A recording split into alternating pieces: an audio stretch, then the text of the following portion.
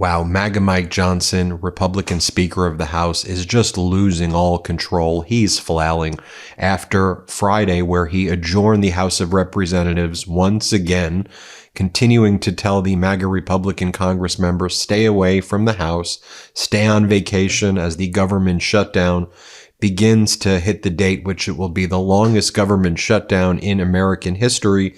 MAGA Mike Johnson was making his rounds on the various TV shows and media networks, and he spoke with the Wall Street Journal, and he was asked about the lawsuit filed by Democratic Congresswoman-elect Adelita Grijalva from Arizona's 7th Congressional District against him and the Sergeant-at-Arms to swear her in so that she can function as an actual congresswoman after winning her election many, many weeks ago.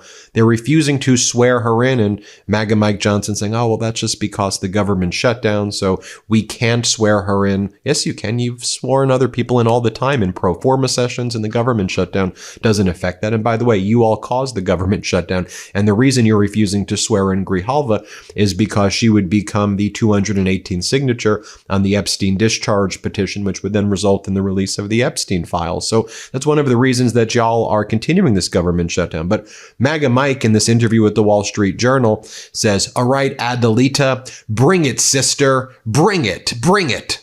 Bring it, sister? To just swear her in, you weirdo. What do you mean, bring it, sister? Here, play this clip. But here's the thing. I'm following the Pelosi precedent on this. They're saying that this is some sort of like constitutional, violation or something. It's a joke. The Attorney General from Arizona just wants publicity, so she's lobbed onto this as well to get her day in the sun. Bring it, sister. Okay. As Sahil Kapoor writes, Speaker Johnson is officially keeping the House in recess for another week as of Friday, with no sign of when it'll return. The House has not been in a regular session since September 19th. Highly unusual. Never has happened really before. Adelita for Arizona, Adelita Grijalva, was elected on September 23rd and still hasn't been sworn in despite her repeated requests. As our editor-in-chief Ron Filipkowski writes, today Mike Johnson will keep the House adjourned for the 81st day out of the last 93 days, 12 days of work in over 3 months, with full pay and benefits. The MAGA Republicans get full pay and benefits. They did send $40 billion to Argentina and are importing Argentinian beef to screw over our ranchers as well. They get universal health care in Argentina, by the way, as 20 million Americans will lose their health care coverage very soon. Filipkowski writes, the Senate has been working, so this is not about the shutdown. Senate's been holding hearings. I've showed you some of those. It's about avoiding a vote to release the Epstein files, and Trump wants the government shut down. Trump doesn't want the government to work. For the past 6 to 9 months, we've effectively been in a government shutdown anyway. Now it's just official. So MAGA Mike is then asked on CNN with Caitlin Collins, so if you have this healthcare plan that you're talking about, why not share it with people so the American people can know transparently what's your plan? Why don't you share what your plan is, MAGA Mike? If you claim that you have a plan better than the Affordable Care Act with the subsidies, talk about it. Here's what MAGA Mike says. Here, play this clip. But if you have ideas and you have plans, why not have that out there to talk about in the public so the people can hear that debate happening? I mean, you could have committees in session right now. They will, Caitlin. Talking about this. I think the question is maybe we need to get back to regular session so we can. No, we're not going to allow Chuck Schumer to play selfish political games and hold the American people hostage. We will not negotiate with legislative terrorists. We're not going to let them do that. We can't. We owe it to the people to get this government operating again. Republicans have now voted 12 or 13 times, counting the House and Senate, 13 times to open the government, and the Democrats have voted 13 times to close it down. It is wrong. There is no reason for it. So you're not going to share it with us until the end of the government shutdown, which is being caused by the fact that you're taking away health care from 20 million Americans.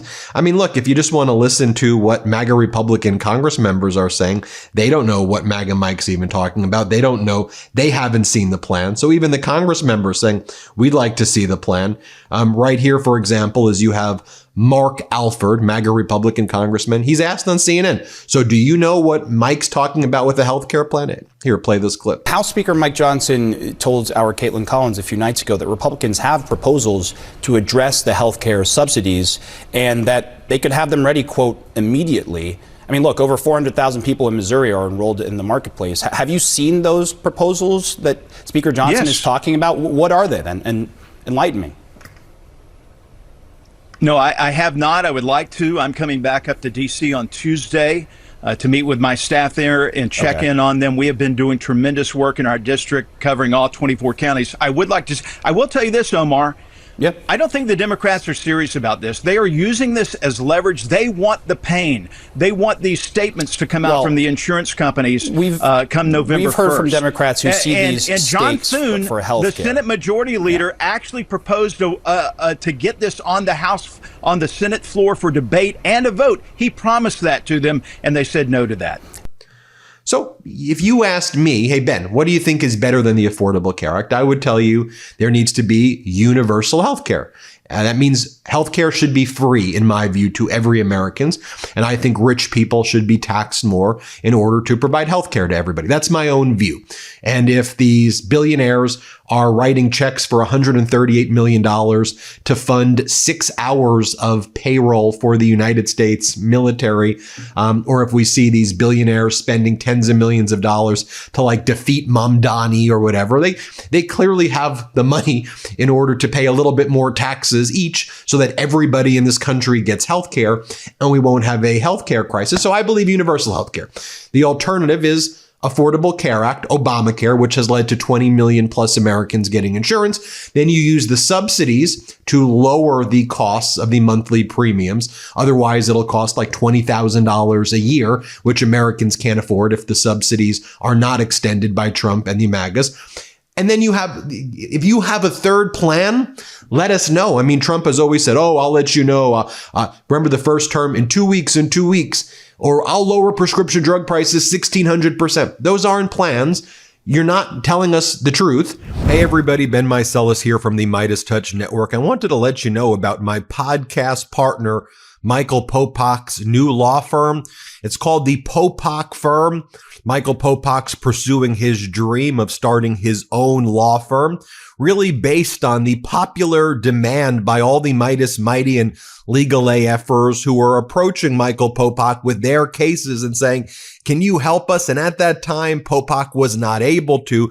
So he went out on his own. He started the Popak Firm, where he is now handling catastrophic injury cases like car accident cases, trucking cases, malpractice cases, big negligence cases, wrongful death cases. So if you or someone you know have a case like this, the consultation with Popak's firm is free. Give him a call. See if you have a case. It's thepopakfirm.com, thepopakfirm.com, or you can call 877-POPOK-AF, P-O-P-O-K-A-F. So 1-877-POPOK-AF. Give Michael Popak a call. And I'm really proud of you, Popak. Thanks for all the hard work you're putting in. And remember back on December 8th, 2024, when Trump said, we have concepts of a plan? So maybe that's what you should have focused on in December of 2024.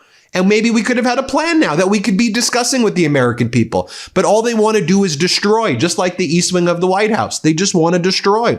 Here's what Trump said. Play this clip. Replacing Obamacare for 10 years, and then he voted against. Nobody understands it. Sir, you said during the campaign you had concepts of a plan. Do you have an actual plan at this point for health care? Yes, we have concepts of a plan that would be better. Still just concepts? Do you have a fully developed plan? Let me explain. And then Caroline Leavitt was asked, so what's the president's way he's going to stop rising healthcare costs? And Leavitt's like, we're not going to tell you until the shutdown's over. What do you mean you're not going to tell us? Like, what does that even mean? Like, what's the point of what you're doing as a government if it's just to inflict pain? I guess that's what you think the point is. Here, play this clip.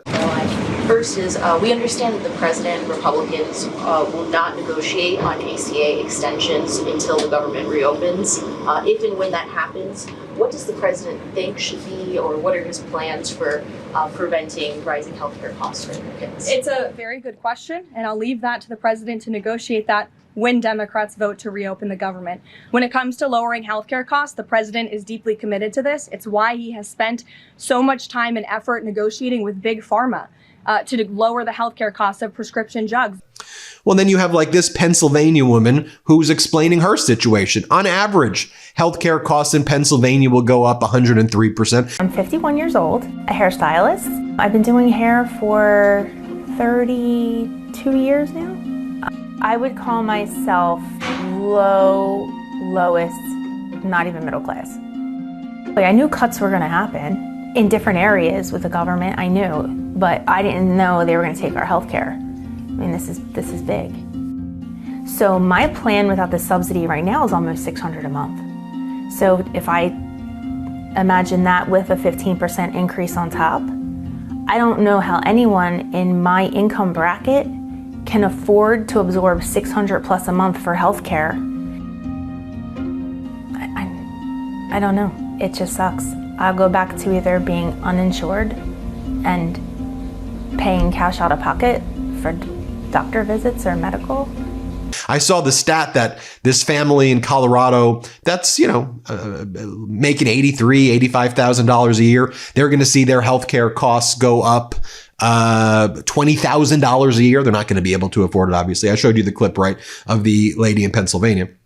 Now, going back to MAGA Mike Johnson, he lies and then says Adelita Grijalva should be working. Why isn't she working? She's got a staff. Here, play this clip. Rep. Grijalva can work. Rep-elect Grijalva can work for her constituents right now. Constituent services answering the phone. She has computers and 16 employees, and there's no excuse for it. Okay, with the Epstein files are being released. 43,000 pages now. There was another batch of documents dumped on Friday of last week, which included Epstein's personal ledgers, his financial ledgers, his daily calendar, his flight logs, all the things that people have been saying they wanted. It's all coming out. Why? Because the House Oversight Committee has been working through this period, even when we're not on the House floor, to go through and dig through the Epstein estate files and all the rest and get them out. So these are all distractions from the main point. They have shut the government down for political purposes, and we got to get it reopened.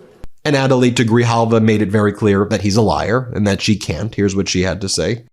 Well, and you're talking about how, people call it, they still hear your dad's voice. I mean, even on smaller things than that, logistical things, you can't get into Capitol Hill right now after certain hours because of the shutdown unless you have a Hill badge. I mean, that's where we're broadcasting from right now, but you technically could not be on set with us tonight because you can't come in to the Hill property this late at night. No, I can't. I could hitch a ride with you maybe, but I can't go on my own. Because, I mean, even if you saw I joined the Democratic caucus and walked down Capitol Hill, walked down, we took the steps down and I stood there with them. Someone had to come get me from security. I cannot get in without going through security. I mean, there are logistics and real things that come with being sworn in. And even graciously, the people that are trying to help me get my office up and going, there's so many things that they know I can't do. And then Adelita Grijalva also pointed out that once again, Speaker Johnson shut down votes early and sent people home to avoid a vote on the Epstein files. Here, let's play this clip. He shut down votes early and sent people home a week early to avoid a vote on the Epstein files. So I do think, more than anything, this was an issue that Trump ran on, right? Day one, I'm going to release those Epstein files. And that's why everybody's so mad. Yeah, people were it didn't matter what party. You're like, great, because whoever committed a crime, whoever's implicated needs to deal with legal consequences to that. And the survivors need to have an opportunity to start to rebuild their lives and put this behind them. I can't imagine what it feels like to continue to have this issue front and center over and over again. And it's just like a wound that they can't heal from until, there is justice for the victims. And then, of course, MAGA Mike doesn't know anything about Donald Trump trying to pay himself $230 million from the Department of Justice because Trump claims he experiences pain and suffering from the 2020 election. Play this clip. You said yesterday you were still trying to get the details of this $230 million the president has asked for the Justice Department to pay for his legal bills. Now that you've had some time perhaps to get the details, are you okay with taxpayers potentially being on the hook for that kind of money? I'm not trying to dodge the question. I haven't had time to get the details. Okay, that's still on my list, things to do list. Yesterday was almost literally a 21-hour workday. Yes, sir. And then here's MAGA Mike saying the Republican Party is the party of healthcare, the party to fix healthcare. Okay, well, you're not. But then just show us what your plans are. Here, play this clip. When the government dumps more money on a bad system, it makes it worse. And that is the reality. We have to make everybody face that, and then we got to build the consensus around the solutions. We have lots of ideas. The Republican Party is the party ready to fix that, and we're demonstrating that every day. We brought down costs in Medicaid, and we strengthened the program in the big, beautiful bill because we got ineligible enrollees off the program, and we brought down the cost. It's going to save, the CBO says, the measures that we did in that bill on Medicaid, for example, are going to save $185 billion. So they're good ideas, Joe. We just need time to work through the consensus to do it. But we got to get the lights back on here. Again, we got to open the government so that all of that can happen. You know, and I think that gives away the whole game right here. And look, even Marjorie Taylor Greene is saying prices and everything are too high and insurance costs are too high right now. Here's what Marjorie Taylor Greene says. Play this clip. Food prices are high, rent is high, home prices are ridiculously high, cars are high, auto insurance, home insurance, health insurance is insane. Energy prices are high. I can tell you that in my own electric bills. They're much more expensive than they were even a year ago. So you all judge for yourself. I'm just showing you the data points and let me know what you think. Hit subscribe. Let's get to 6 million. We appreciate you watching. Want to stay plugged in? Become a subscriber to our Substack at MeidasPlus.com. You'll get daily recaps from Ron Filipkowski, ad-free episodes of our podcast, and more exclusive content only available at MeidasPlus.com.